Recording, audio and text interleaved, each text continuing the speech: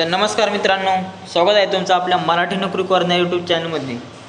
तर मित्रांनो, आता आपण तुम्हाला माहिती आहे जे पण केंद्राच्या भरत्या सुट्ट्या आहेत त्याची माहिती सांगतो, ज्या आपल्या महाराष्ट्र राज्यामध्ये भरत्या सुट्ट्या आहेत त्याची आपण माहिती सांगतो। पण आता एक नवीन विषय घेऊन आले, जे आपली प्रायव्हेट कंपनीमध्ये भरती सुट्टी मित्रांनो, जे विद्यार्थी ITI वगैरे केलेले आहे, बरेच आपले विद्यार्थी ITI सध्याकडे वळतात, पण त्यांना पण भरती माहिती होण्यासाठी आपण एक व्हिडिओ तयार केलेला आहे मित्रांनो। तर त्यांचं ते विद्यार्थी ITI करून त्यांना फक्त आपली एक ECL electronics corporation of India ही मित्रांनो गव्हर्नमेंटची कंपनी आहे, त्यासाठी नोकरी लागण्यासाठी त्यांची आपण जे व्हॅकन्सी सुटली आहे त्याची आपण डिटेल्स माहिती दिली। आपण तुम्हाला सांगितले फक्त सरकारी नोकरी नाही, पण ज्या अशा कंपन्या ज्या गव्हर्नमेंटची मतलब हे केलेलं आहे त्यांनी गव्हर्नमेंटच्या कंपन्या त्याची पण भरती सुटली, ती पण तुम्हाला आपण अपडेट देणार आहोत। तर पहा, ECL भरती 2025 इलेक्ट्रॉनिक्स कॉर्पोरेशन ऑफ इंडियामध्ये 125 जागांची भरती सुटलेली आहे मित्रांनो। आता भरती डिटेल्स तुम्हाला एकदम तुमच्या मनाचे प्रश्न असतील ते सगळे व्हिडिओमध्ये क्लिअर करणार आहे आपण। पण एक पॉईंट मी क्लिअर केला आहे, तर माझ्याकडून जो पॉईंट सुटेल तो तुम्ही कमेंट करा, तो आपण नक्कीच तुम्हाला सांगून टाकू। पहा मित्रांनो, बघा, electronics corporation of India limited, date पहा 26/6/2025, तुम्हाला झूम करून दाखवतो बघा 26/6/2025, जेणेकरून तुमच्या मनात डाऊट राहील तर फेक तर नाही ना। त्यामुळे मी आपल्या प्रत्येक व्हिडिओमध्ये जी भरती सुट्टी नाही त्याचा GR टाकून देतो, कारण तुम्हाला समजायला नको बाबा ही फेक भरती नाही, त्यासाठी प्रूफ म्हणजे प्रत्येक व्हिडिओ देत असतो। 26/6/2025 भरती आहे। तर बघा मित्रांनो, आपण एक फोटो घेतला आहे इंटरनेटवरून, ते असं कामाच्या रिलेटेड त्याच्या असं म्हणजे तुमचं थोडं टेक्निशियन काम आहे, तुम्हाला ते झाडू पोछा करायचं नाही मित्रांनो, ते टेक्निकल काम आहे आपलं। तर बघा पद कोणतं घेतात पहा, सिनियर आर्टिजन कॅटेगरी 1। आता हे सिनियर आर्टिजन कॅटेगरी 1 ते पण पुढे आपण व्हिडिओमध्ये क्लिअर केलं आहे, तुमच्या मनात राहायला नको पहा। त्यात इलेक्ट्रॉनिक्स मेकॅनिकची 50 जागा आहेत, इलेक्ट्रिशियनच्या 30 जागा आहेत आणि फिटरच्या 40 जागा आहेत। त्याचप्रमाणे सिनियर आर्टिजन कॅटेगरी 2 त्याच्या इलेक्ट्रॉनिक्स मेकॅनिकची 1 जागा आहे, इलेक्ट्रिशियनच्या 2 जागा आहेत आणि फिटरच्या 2 जागा आहेत, अशा 125 जागा आहेत। आता तुमच्या मनात हा प्रश्न नक्कीच असेल, बाबा सिनियर आर्टिजन कॅटेगरी 1 म्हणजे काय आणि सिनियर आर्टिजन कॅटेगरी 2 म्हणजे काय, ते आपण क्लिअर करू तुम्हाला आता। तर मित्रांनो, ते शैक्षणिक पात्रता पहा, जे पद क्रमांक आहे कॅटेगरी 1चे त्याच्यावर पहा, ITI त्यात इलेक्ट्रॉनिक्स मेकॅनिक किंवा इलेक्ट्रिशियन किंवा फिटर तुम्ही ITI केलेलं पाहिजे आणि तुमच्या 2 ट्रेड असलं पाहिजे, इलेक्ट्रॉनिक्स मेकॅनिक किंवा इलेक्ट्रिशियन किंवा फिटर 3 पैकी, आणि तुम्हाला 2 वर्षाचा कुठं पण अनुभव पाहिजे मित्रांनो।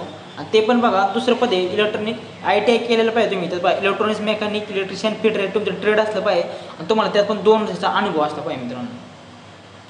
पहा, ECL सिनियर आर्टिजन पदासाठी 2 प्रकार ठरवले आहेत। ते पहा, कॅटेगरी 1 सर्वसामान्य अनुभवासह आणि कॅटेगरी 2 विशिष्ट प्रकल्प किंवा फील्डसाठी। कॅटेगरी 1 कॅटेगरी 2 काय तुम्हाला सांगतो।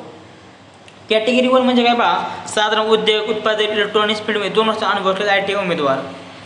आता कॅटेगरी 1 मध्ये तुम्हाला काम काय करावं लागेल पहा मित्रांनो, तर UM तुम्हाला सर्वांना माहिती असेल, इलेक्ट्रॉनिक व्होटिंग मशीन, जे आपलं आत्ताच विधानसभा निवडणूक झाल्या, लोकसभा निवडणूक झाल्या, त्यात EVM त्याचा फुल मोठी केस पण UM मध्ये काय गडबड असेल तर त्यात वेगळा प्रश्न आला मित्रांनो।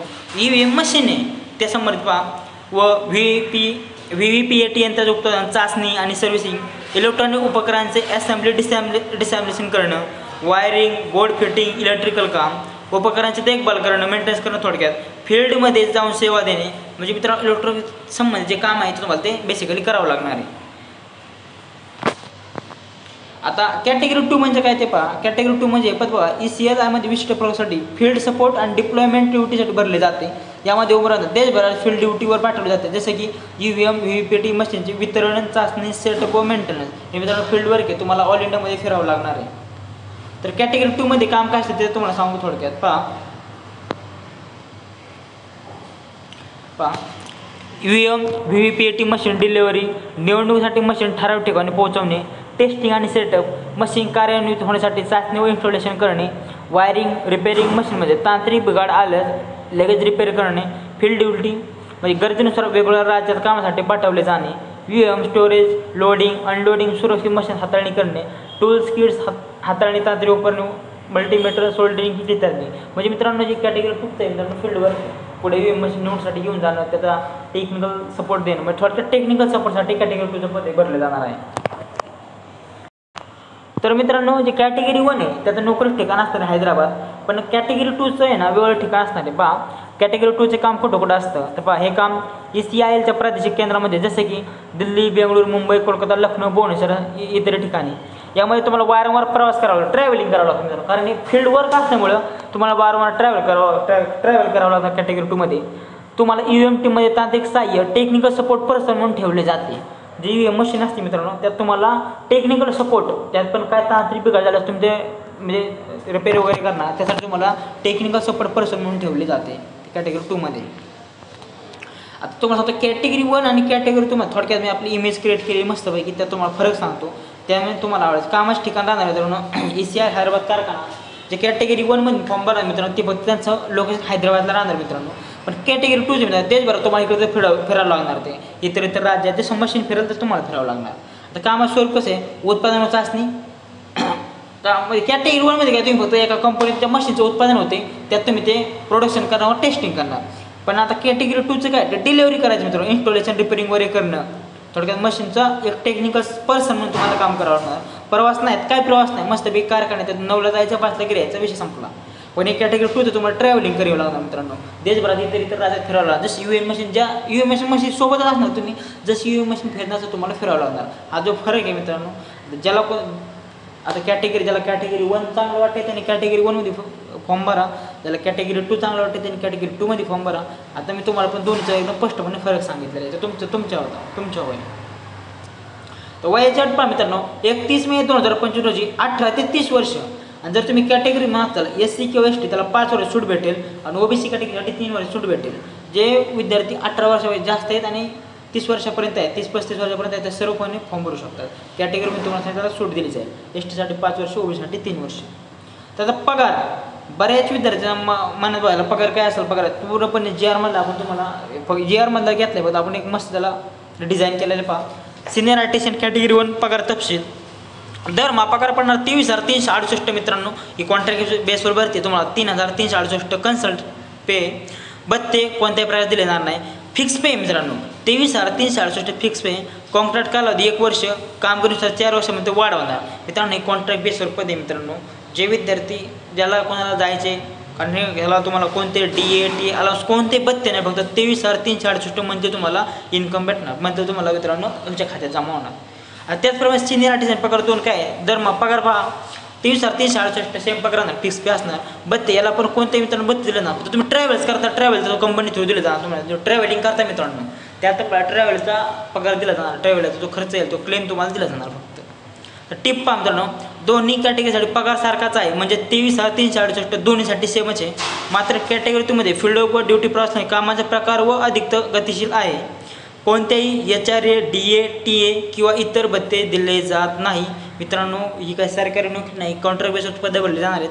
इथं कोणतं HRA DA TA दिलं जात नाही. फक्त बेसिकली ITवर भरती सुट्टी म्हटलं वाटलं आपले विद्यार्थी ITI करून 10-15 हजारावर काम करतात, त्यांसाठी एक उत्तम पर्याय म्हणून आपण एक व्हिडिओ शूट केला आहे, त्यासाठी भरती सुटलेली.